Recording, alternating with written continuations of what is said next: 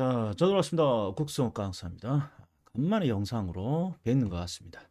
자, 오늘은 감정평가사 시험 대비 영상입니다. 감정평가사 시험 대비. 자, 일단 첫 번째, 감정평가사 시험이 원서 접수가 끝났어요. 그랬더니 생각보다 너무 많은 사람들이 원서를 접수했습니다. 그러니까 어떻게 공부해야 됩니까? 이 질문이 이제 쏟아지는 거죠. 어디서? 제 카톡에서 쏟아지는 거죠. 자, 시험이 어렵습니다. 아이, 뭐, 어떻게 대비할 거야? 기본에 충실해야지.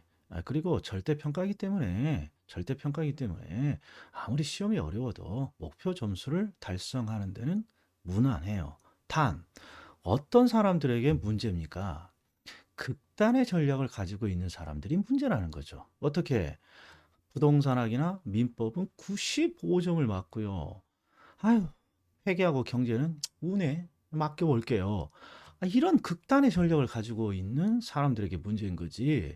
꾸준히 공부한 사람은 문제가 되지 않습니다. 걱정하지 말고 열심히 하시면 돼요. 그다음에 두 번째, 자, 카카오톡으로 제가 질문을 요새 많이 받겠죠. 굉장히 많이 받습니다. 특히 평가사 수험생들이 많습니다. 자, 그런데 질문을 받아보면 엉뚱한 질문을 많이 해요. 이게 최근에 지금 출제 경향을 알고 있느냐? 이건 강사가 강의할 때 자주 찍어줬지만 나름대로 한번 마무리 지금 시기니까 좀 정리를 한번 해야 될 때가 됐죠. 전혀 지금 출제 경향과 동떨어진 질문을 하면 강사 입장에서 안타깝단 말이에요. 그래서 이 영상을 찍게 되는 거예요. 자, 강의 노트야. 강의 노트를 다 가지고 있으니까 강의 노트에서 무엇을 주로 마무리까지 봐야 될지 그걸 체크해 주는 시간입니다. 그러니까 강의를 하는 시간은 아닙니다. 강의를 하는 시간은 아니라 이 영상 하나에 일부라고 돼 있지만 일부로 끝날 수도 있을 것 같아요. 어떤 게 마지막까지 어떤 걸 열심히 봐야 될 것이냐 그걸 좀 체크해서 제가 찍어 드릴게요. 그리고 강의 노트와 문제집의 목차가 똑같아요. 그러니까 제가 찍어준 논점은 문제집의 논점까지 확인하셔야지. 그리고 자, 마지막으로 최근에 중개사 2년치 32회, 33회, 그다음에 감정평가사 최근 2년치 32회, 33회를 우리 강의 노트 목차에 맞게 논점별로 내가 쭉 배열을 해놨어. 배열을 해서 첨부를 할게요. 그러니까 그 자료를 쭉 보면서 최근에 전 출제 경향을 좀 파악해 주셔. 어? 아니, 자주 안 나오는 논점들인데 작년에 나왔다. 그러면 올해는 좀 기본적인 것만 보고 패스해도 되는 거니까. 그 다음에 계산 문제. 예, 마무리 특강 때 제가 한 계산 문제 자료도 선별해서 제가 첨부를 할게요. 최근 기출. 그러니까 한번 풀어보고. 그러면 그래도 뭐 크게 도움이 되는 막 강의 영상은 아니지만 그래도 좀 자신감이 좀 붙을 수 있을 겁니다. 자, 그러니까 강의 노트 펼쳐놓고 저랑 같이 체크해 보자고요. 들어갑니다. 자, 강의 노트 6페이지에 보면, 강의 노트 6페이지 보면 이제 총론이 있어요. 일단 제가 강의를 하는 건 아니기 때문에 글씨가 뭐 작죠. 잘 보이지도 않아요. 위치만 파악해서 제가 이렇게 체크를 하면, 좋은 말 할 때 어떤 식으로든 체크를 하시라. 이런 말이에요. 자, 우리 1절 부동산학과 부동산활동에서는 요 표준산업 분류의 부동산업이 나올 때가 됐어요. 31회 때 지금 출제되고 안 나왔으니까 나올 때가 됐다. 요거 체크해야 된다. 특히 부동산 관련 서비스업 반드시 암기하고 들어가야 된다. 자, 그다음에 부동산의 개념은 뭐 당연히 매년 출제되는 거니까 당연히 잘 봐야죠. 근데 최근에는 어디에 좀 집중적으로 시험이 나오냐 그러면 요 정착물이 집중적으로 시험에 나오고 있습니다.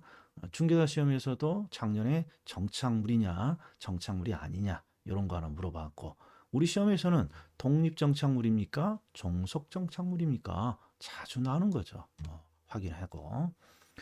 그다음에 부동산의 분류도 시험에 잘 나오죠. 특히 토지와 관련된 분류. 토지와 관련된 분류는 후보자 이행지. 특히 여기 지금 동그라미 쳐놓은 요 박스가 최근 6년치 각종 시험에 나온 표현들이니까 반드시 좀 꼼꼼히 읽어가야죠. 자, 그리고 토지 용어들 특히 나지, 그다음에 필지어 핵지, 그다음에 법지와 빈지, 그다음에 맹지, 포락지 이런 것들 체크해 주셔야죠. 자, 여기서 주의. 토지의 용어만 하고 주택을 분류하지 않고 가는 사람이 있어.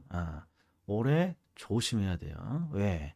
올해는 일단 중개사 시험에서는 요 공공임대주택의 분류가 나왔어요. 공공임대주택의 분류. 이 평가 시험은 조금 더 어렵게 나온다고. 그러니까 공공임대주택의 종류뿐만 아니라 영구, 국민, 행복임대주택 요거 1번, 2번, 3번 반드시 확인하고 가야죠. 특히 임대 의무 기간. 자, 그리고 부관법에서 우리가 하고 있다고 해서 제가 항상 다 맞출 거라고 생각하지만 막상 시험을 나오면 많이 틀려갖고 와. 공동주택과 단독주택 구분 반드시 해주셔야 됩니다. 특히 다중주택이 32회 중개사 시험이 나왔으니까 다중주택. 이때가 다중주택이 개정되던 해요. 아무튼 주택의 분류 놓치지 말라는 거예요. 그다음에 부동산의 특성은 매년 나오고 한 문제 이상, 두 문제 나올 때도 많잖아요. 평가 시험은. 그래서 놓치지 말 것들 확인합니다. 자, 15페이지 하단에 보면 인접성이 있어요. 인접성. 제 몸에 가려서 잘 안 보이지만 요 인접성 확인하고 들어가야 된다. 그다음에 뒤쪽을 보면 주의해야 될 내용이 있어요. 주의해야 될 내용. 요 중에 지리적 위치는 고정되어 있고 인문적 위치는 끊임없이 변한다. 그리고 인문적 위치는 사회, 경제, 행정적 위치로 다시 나눈다는 거. 그리고 용도적 공급은 항상 인간이 공급할 수 있다는 거. 그 다음에 7번 자연적 특성. 자연적 특성이 나오면 항상 부정적인 개념과 결부되어 있다는 거. 그러니까 제발 부동산학은 모든 지문을 해석하고 문제를 푸는 건 아니죠. 전체적인 맥락이 부정의 내용을 담고 있다. 그러면 자연적 특성. 이런 것들 꼭 확인하셔라. 자, 그리고 등한시하는 게 또 하나 있어. 이 공간 가치야. 우리 시험에서 평가 시험은 공간 가치가 무려 2번이나 나왔다고. 항상 토지는 3차원의 입체 공간으로 유지된다는 거. 그래서 특히 요 밑에 있는 내용. 요게 최근에 우리 시험에 나온 거죠. 물을 이용할 수 있는 권리는 지표권이지 지중권이 아니라는 거. 그리고 지하의 광물에 대한 권리는 지하권의 내용에 포함되지 않는다는 거. 놓치지 마시라고. 그 다음에 경제로는 우리 시험이 딱 하나 나온다고, 딱 하나.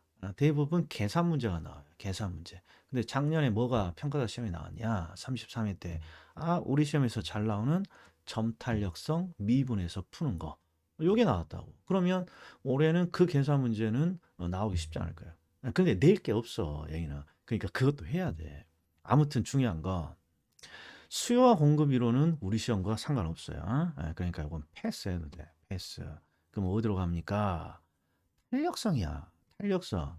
그러니까 작년에 탄력성, 점탄력성 미분하는 계산 문제가 나왔으니까 만약에 그게 안 나온다면 균형을 찾는 계산 문제가 나오거나 그렇지 않으면 탄력성의 이론 문제가 나온다고. 근데 대부분 강사들은 이 이론 문제 하나는 들고 가야 된다고 보는 거죠. 특히 이 탄력성 2의 양의 변화를 측정하는 것이라는 거. 그리고 꼭 이론 문제가 나오면 이 탄력성을 응용합니다. 이 세 가지 주제. 임대 수입을 증가시키기 위한 임대사업자의 전략. 똑똑하면 낮춰주고 안 똑똑하면 덤탱이를 씌웁니다. 그 다음에 극단적인 시장의 균형의 변화가 예외가 있다. 완전 탄력이면 가격 불변, 완전 비탄력이면 세 글자니까 거래량 불변. 그 다음에 마지막에 가격이 더 변하느냐, 가격이 덜 변하느냐. 이것들 반드시 체크하고 가셔야 된다. 자, 그리고 경제론 계산 문제를 보시면 요게 작년에 나온 거란 말이에요. 이게 점탄력성 계산 문제란 말이야.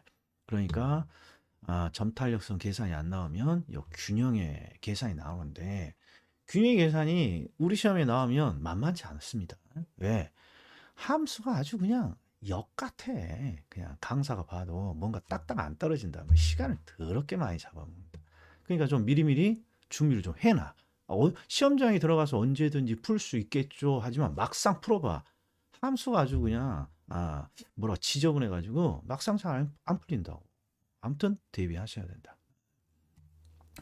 자, 시장론에 들어가요. 그러면 시장론에 이제 첫 번째 요 놈이 있죠. 부동산 시장 이해, 특히 부동산 시장의 특징. 자, 우리 평가 시험이 요 부동산 시장의 특징이 한 번씩 나오거나 그렇지 않으면 디파스켈리 휘튼의 4사분면 모형이 나오거나 요런데 작년에 디파스켈리 휘튼의 4사분면이 나왔다고. 그러니까 올해는 어디 좀 요거 부동산 시장의 특징, 특히 B3종 세트 한 번씩 확인하고 문제 풀고 들어가야 된다고. 어? 자, 그 다음에 4사분변 모형은 좀 등한시하더라도 요 기타 용어 제발 기타 용어라고 무시 좀 하지 말라고. 작년에 뭐가 나왔습니까? 요 불량주택 나왔잖아. 여기 있잖아. 불량주택. 자, 그 다음에 오른쪽을 보시면 효율적 시장이 나오죠. 29페이지에. 이 효율적 시장은 매년 나옵니다. 매년 나와요. 특히 초과 이윤의 획득 가능성 반드시 예, 공부하고 가셔야죠. 자, 그리고 올해는 하나 더. 효율적 시장에는 개선 문제가 하나 결부되어 있어요. 정보의 현재 가치. 정보의 현재 가치가 재작년에 나왔다. 재작년. 그리고 작년에는 요 이론 문제가 나왔으니까 둘 다 하고 들어가야 돼. 둘 다. 그리고 항상 요 할당 효율적 시장 놓치면 안 되죠. 작년에도 지문 하나 나왔죠. 초과 이윤을 얻을 수 있다면 할당이 안 되는 거고 초과 이윤을 얻을 수 없다면 할당이 되는 거고. 자, 그 다음에 11절부터 보면 이제 흐름을 한번 보죠. 11절은 부동산 경기 변동이고 12절은 에치켈의 거미집 모형이고 그 다음에 13절에 주거분리 주택여가 이렇게 세 가지가 있어요. 경기순환, 거미집, 주거분리 및 주택여가 이 셋 중에 하나가 나오는 거야. 셋 중에 하나가. 셋 중에 작년에는 뭐가 나왔습니까? 여기 있잖아요. 주택 여가 현상이 나왔단 말이에요. 그러니까 올해는 뭐 경기 변동 반드시 확인하고 가셔야죠. 어렵지는 않은 내용이니까. 특히 어디 요놈 확장기와 수축기의 특징. 확장기와 수축기의 특징. 매수자 중시 시장이냐, 매도자 중시 시장이냐, 상한선이냐, 하한선이냐. 그리고 요 안정 시장이 있다는 거 확인하고 가야죠. 그리고 HKL의 거미줄 모형은 일단 요 이론은 나오지 않는 거니까 이론을 할 필요 없고 이 거미줄 모형의 구분 수렴이냐 순환이냐 발산이냐 제가 강의 노트에 유형별로 정리를 해놨으니까 유형별로 요 정도 확인하시면 돼. 더 할 필요도 없고 기출 하나 정도만 보고 특히 추세가 함수 주고 기울기값 찾는 것은 그 누구보다도 빠르게 할 수 있어야죠. 빠르게 할 수 있어야 된다. 자, 그 다음에 이제 시장론과 관련된 계산 문제는 요 정보 현재 가치인데, 정보 현재 가치인데 올해 놓치면 안 된다. 요거 편법을 이용한 빠른 계산 확인하고 가셔야죠. 그다음 정책론이에요. 정책론에서는 꼭 하나가 이렇게 나오죠. 정책의 이해와 관련해서 왜 정부가 시장에 개입을 합니까? 자, 그런데 그 중에는 항상 시장 실패. 올해도 역시 시장 실패는 하나 출제가 될 거예요. 꼭 확인하셔야 된다. 작년에는 뭐가 나왔어요? 정답이 뭐 공공임대주택증 정부의 정책은 소득을 직접 배분하는 정책이냐, 소득을 재분배하는 정책이냐, 소득 재분배 정책이죠. 그 다음에 오른쪽에 보시면 정책의 구분. 작년에 이의신청까지 제기된 직접이냐 간접이냐. 이것도 매년 나오는 주제니까 확인해야죠. 항상 요령이 뭐예요? 간접을 먼저 선별하는 게 항상 요령이라는 거. 조세, 부담금, 보조, 지원, 그리고 대출 규제. 대표적인 부동산의 간접 정책이라는 거. 자, 그 다음에 외부 효과 공공재는 우리 시험에 뭐 안 나와요. 한 번 나오고 지금까지 안 나오더라고요. 이유는 우리가 경제 전공을 하고 있으니까 경제 전공. 그래서 외부 효과 공공재는 시장을 실패시키는 원인이 된다. 이 정도만 기억을 하시고. 그리고 이제 주택 정책. 자, 강의 노트가 주택 정책을 임대주택과 분양주택 이렇게 두 가지로 나누고 있죠. 그리고 04번이 이게 이제 분양주택이죠. 그리고 하나가 더 있어. 지금 우리가 선분양. 글씨가 이제 안 보입니다만 선분양. 작년에 분양가 상한제가 시험에 나왔으니까 올해는 요 임대주택 정책 확인하고 들어가야죠. 당연히 분양가 상한제 당연히 들고 가야 되고 임대주택 정책. 그 임대주택 정책은 항상 요 효과가 공급, 장기 시장의 공급이 늡니까 줍니까? 장기 시장의 공급이 늡니까 줍니까? 반드시 확인하고 가야 된다. 그리고 선분양 제도도 확인 좀 하셔야 되고. 그다음에 부동산 조세는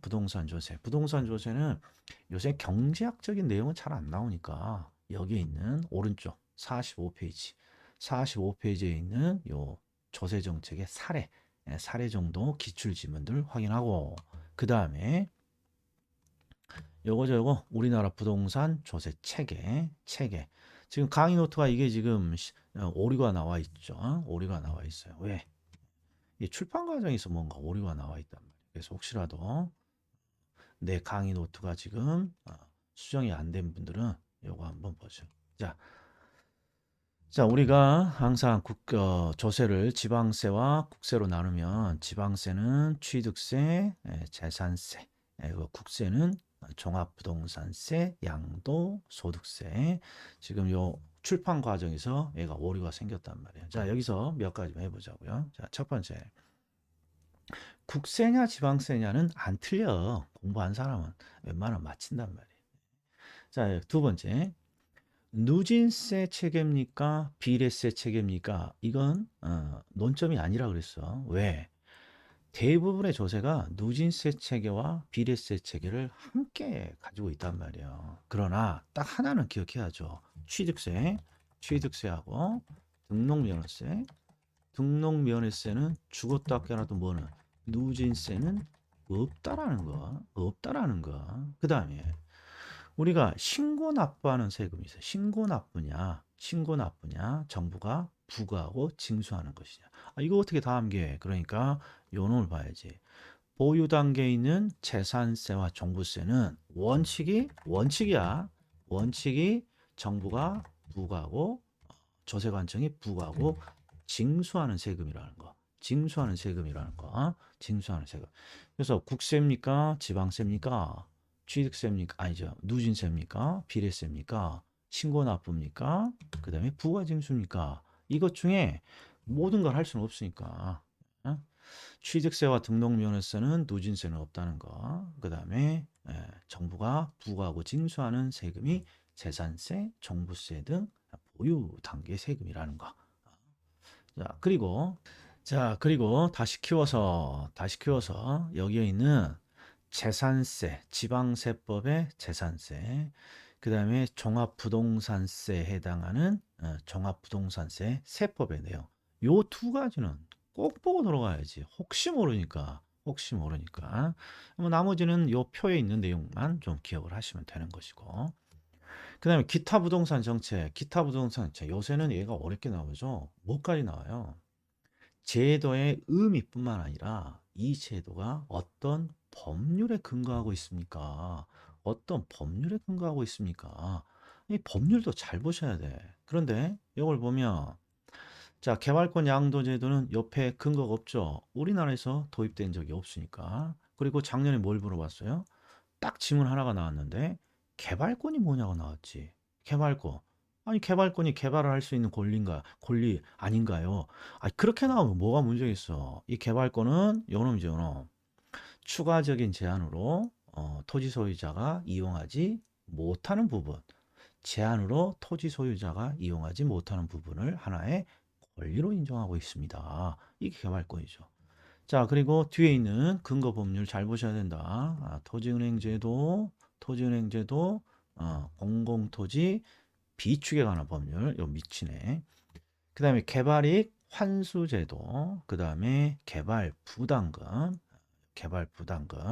5번에 개발이익 환수제도, 개발부담금. 그 다음에 부동산 실거래가 신고, 부동산 실거래가 신고 제도. 그 다음에 분양가 상한제, 항상 공공택지에서 공급하는 공동주택은 공공택지에서 공급한다면 분양가 상한제는 반드시 적용되는 거죠. 그리고 도시형 생활주택은 제외된다는 거. 작년에 얘기가 또 나왔고. 그 다음에 우리나라에 없는 제도 항상 네 가지. 개발권 양도제도, 택지 소유 상한제, 토지 초과 이득세, 공한지세, 그리고 토지거래 허가제, 그 다음에 선매제도. 자, 질문. 토지거래 허가제도는 어디 법에 근거하고 있어요? 28회 기출 부동산 거래 신고 등에 관한 법률. 그러니까 부동산 거래 신고 등에 관한 법률에서 실거래가 신고 제도뿐만 아니라 토지거래 허가 제도가 거기 들어가 있다는 거. 그리고 최근에 이런 게 좀 한번 볼까요? 확대를 좀 해볼까? 아이고 넘어가 버리네. 예. 자 여기 보면 글씨를 좀 크게 한번 해볼 테니까 봅시다. 개발이익, 개발이익 환수에 관한 법률이 있고, 개발이익 환수에 관한 법률이 있고, 여기에 환수의 대표적인 저기 제도가 개발 부담금이고, 그런데 이런 법이 있어. 재건축 초과 이익 환수에 관한 법률. 그리고 여기는 재건축 부담금 이런 게 있어요. 이게 부담금 중에 글씨가 잘 안 보이는데 부담금 중에 이 두 개는 꼭 기억해 줘야죠. 자, 이게 비슷해. 개발이 환수에 관한 법률이고, 거기에 개발 부담금. 그게 바로 이 5번이죠, 5번. 5번. 그리고 재건축 초과 이익 환수에 관한 법률에 재건축 부담금. 요 법률 이름을 물어봤다고, 중개사 시험에서도. 그리고 또, 우리 시험에서 개발 부담금이 먼저 생긴 제도냐, 재건축 부담금이 먼저 생긴 제도냐. 당연히 개발이 먼저겠지. 그리고 지금 와서 재건축이 이슈가 되는 것이고, 이게 개발 부담금, 재건축 부담금. 말 나온 김에 그거 하나 봅시다. 자, 가끔씩 이 제도가 먼저 나왔고, 어떤 제도가 먼저 나왔습니까? 이런 걸 물어볼 때가 있어요. 근데 어떻게 제도를 다 암기해? 그러니까 우리가 아는 제도 중에 가장 최근에 만들어진 제도가 있어요. 잘 나와. 그게 무엇입니까? 실거래가 신고제도. 예, 06년, 06년. 그리고 06년도 근방에 또 뭐가 만들어졌습니까? 조금 전에 설명한 재건축 부담금. 재건축 부담금. 그러니까 최근에 가장 늦게 도입된 제도 하면 부동산 실거래가 신고 제도 또는 재건축 부담금 이런 제도들이 가장 최근에 지금 도입되었다. 이런 것들 좀 기억을 좀 해줘야죠. 자, 그리고 정책론에도 계산 문제가 하나 있죠. 바로 이거죠. 조세 부과의 순손실. 요 계산하라는 거. 작년에 나왔으니까 올해는 조금 등한시해도 될 듯 하다. 이거죠. 네. 그 다음에 투자론. 자, 투자론에서 지렛대 효과가 최근 4, 5년 동안 안 물어봤어요. 4, 5년 동안. 그래서 낼 게 없다 그러면 100% 지렛대 효과 나온다고. 그러니까 지렛대 효과 올해는 확인하고 가야 된다. 확인하고 가야 된다. 특히 여기 질문이 많은 요 기출 지문들 반드시 확인하고 가시옵소서. 그리고 위험의 종류는 요새 잘 안 나오더라고요. 대신에 요거죠. 투자 결정 이론. 매년 나와요. 매년. 뭔가 연도수가 체크 안 돼 있으면 매년 나오는 거야. 그 중에서도 기대 수익률, 요구 수익률, 실현 수익률. 기대 수익률, 요구 수익률, 실현 수익률. 그리고 요 밑에 요새 매년 한 문제야. 질문이 많은 질문. 뭐 항상 경쟁의 원리에 의해서 기대 수익률이 현재 높습니다. 기대 수익률이 현재 높습니다. 그러면 앞으로 기대 수익률은 어떻게 되나요? 떨어지겠지. 그러니까 항상 기대 수익률이 현재 높으면 경쟁의 원리로 기대 수익률은 떨어지는 거고, 현재 기대 수익률이 낮으면 기대 수익률은 앞으로 올라가는 거고, 항상 반대로 물어본다는, 반대로 되어 있어야 옳은 지문이라는 거, 이거 꼭 확인하셔야 돼. 그리고 요구 수익률은 무위험률에 위험 할증률 두 가지로 구성되어 있다는 거. 자, 그 다음에 요 평균무산 집에 올리는 작년에 요 변동의 개수 요거 정의를 물어봤다고. 정의. 그럼 올해 정의 또 물어볼까요? 올해는 계산 문제 좀 준비해야지. 계산 문제죠. 계산 문제죠. 자, 그래서 이따 변동 개수 찍어줄 때 반드시 확인하고 가야 돼요. 올해는. 그 다음에 위험의 관리. 위험의 관리도 매년 나오는데 우리 시험은 요 포트폴리오가 매년 나오는 거죠. 포트폴리오가. 그러나 포트폴리오만 하고 들어가면 안 된다. 이 중에 요 세 가지. 보수적 예측 방법, 위험 조정 할인율, 그다음 민감도, 감흥도, 납비상가법. 반드시 확인하고 가셔야죠. 자, 그리고 포트폴리오에서 요새 요걸 잘 물어보죠. 요거죠. 요게 60페이지에 있는 기출 두 번째. 항상 어떻게 자산을 조합해야만 위험을 낮추는 효과가 많아질 것이냐. 요 논점. 그리고 최적 포트폴리오 요 그림 꼭 기억하셔야죠. 그다음에 육계수도 계산 문제로 나오는 게 아니라 계속해서 수식을 묻잖아요. 요 수식. 이 감정평가사 시험의 기본 중에 기본.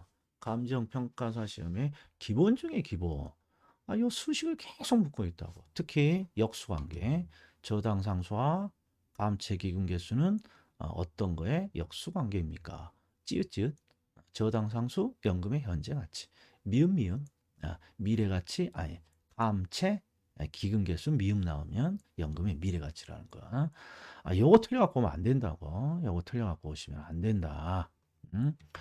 자, 그리고 여기 보면 육계수의 관계, 최근에 우리 시험에 나온 육계수의 관계하고 밑에 수식의 관계. 요 수식의 관계 놓치시면 안 된다는 거. 수식의 관계. 자, 투자 현금으로 분석은 이게 계산 문제로는 거의 안 나와요. 말 문제도 거의 안 나와. 평가 시험. 왜? 기본적으로 이거 못하면 투자 분석 기법이 안 되고, 그 다음에 우리 수익환원법.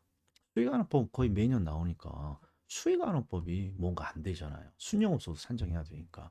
그래서 이게 항상 우리 시험에서는 기본이라고 생각하는 듯해요. 이게 가볍게 한번 말 문제만 한번 보고.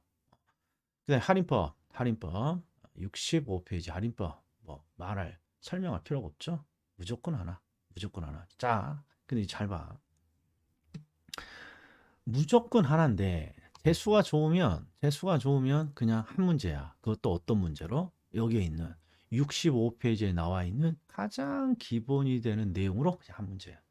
그럼 땡큐야. 그런데 두 문제가 나와. 이게 작년 같은 경우죠. 또는 28회. 예. 두 문제가 나오면 반드시 한 문제는 어려워. 반드시 한 문제야. 근데 그 한 문제는 어디서 해결해야 됩니까? 여기서 나와. 걱정하지 말고 여기에 있는 거 이해만 좀 하셔. 어, 그래서 앞에 있는 요 놈은 필수고 반드시 얘는 하나 나오니까. 그리고 뒤쪽에 있는 요거까지 좀 확인을 좀 하셔야죠. 자, 그다음에 비할인법은 전체를 다 할 수는 없어요. 그러니까 뭘 좀 먼저 보느냐. 비율 분석법 요 다섯 가지는 선택의 여지가 없다. 무조건 본다. 그리고 지문에 반드시 요거 섞여 있다. 회계적 이익률법, 자본 회수 기간을 뜻하는 승수 요 두 가지 반드시 하셔야 된다. 그리고 수익률에서 요 순소득률 이게 일명 환원이율이죠. 순소득률하고 순소득 승수 요 두 가지 꼭 하셔야죠. 그리고 중개사 시험 올해 33위 시험에서 요 순소득 승수 구하라는 계산 문제가 나왔어요. 아주 쉬웠어. 아주. 포기만 하면 무조건 맞추는 문제였죠. 네. 자, 그리고 투자론 계산 문제를 한번 봅시다. 우리 평가 시험에서는 이 형태가 한 번도 나오지 않았는데, 한 번도 나오지 않았는데, 올해는 한번 하고 갑시다. 하고, 지분 수익 1년간 자기 자본 수익률 계산하는 거. 요 밑에 그냥 공식대로만 하면 돼. 순영업 소득, 이자 비용, 가격 상승분. 왜? 중개사 33회 때 요 문제가 나왔어요.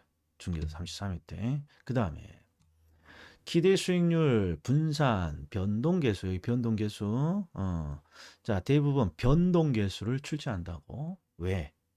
변동계수를 출제하려면, 계산하려면 기대 수익률 계산해야 되고, 분산, 표준 편차 다 계산해야 되니까.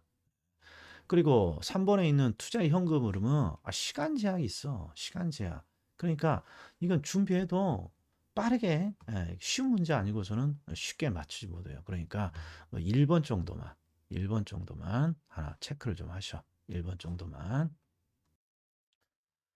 자, 그리고 우리 미래가치와 현재가치 연습하라고 기본서에 있는 거 발췌해 놓은 게 있죠. 자, 이 중에 11번 체크. 그다음에 14번. 그다음에 15, 16, 17, 18번. 예. 그다음에 자, 요거 꼭 좀 요 정도는 반드시 하고 가셔야 됩니다. 특이한 것들이니까. 그다음에 우리 저기 보관법으로 내부 수익률 계산하는 게 32회 때 나왔고 지금 대부분 이렇게 좀 희한한 문제가 나오면 한 번 더 나오니까 확인을 좀 하십시오. 확인을 좀. 중개사 시험에서는 요 형태가 작년에 나왔고 요 형태 밑에 표에서 네 가지 대안들 순영가, 수익성 지수 뭐 이런 거 계산하라는 거. 자, 그다음에 비할인법은 당연히 다 할 수 있어야죠. 그러나 이는 연습 없이 절대 되지 않는다. 그래서 1부는 지금 총론부터 투자론까지 이게 체크해놓고 보면 항상 중요하다고 하는 것들이에요. 그리고 크게 뭔가 새로운 걸 하는 건 아니지만 체크를 해놓고 뭔가 강사가 확신을 주고 체크를 시켜놨으니까 좀 그 부분을 믿고 계속해서 마지막까지 좀 보는 방향으로 마무리를 좀 하라 이런 말이에요. 자, 금융론부터서는 2부에서 제가 체크해 드리겠습니다. 자, 이따 뵙겠습니다.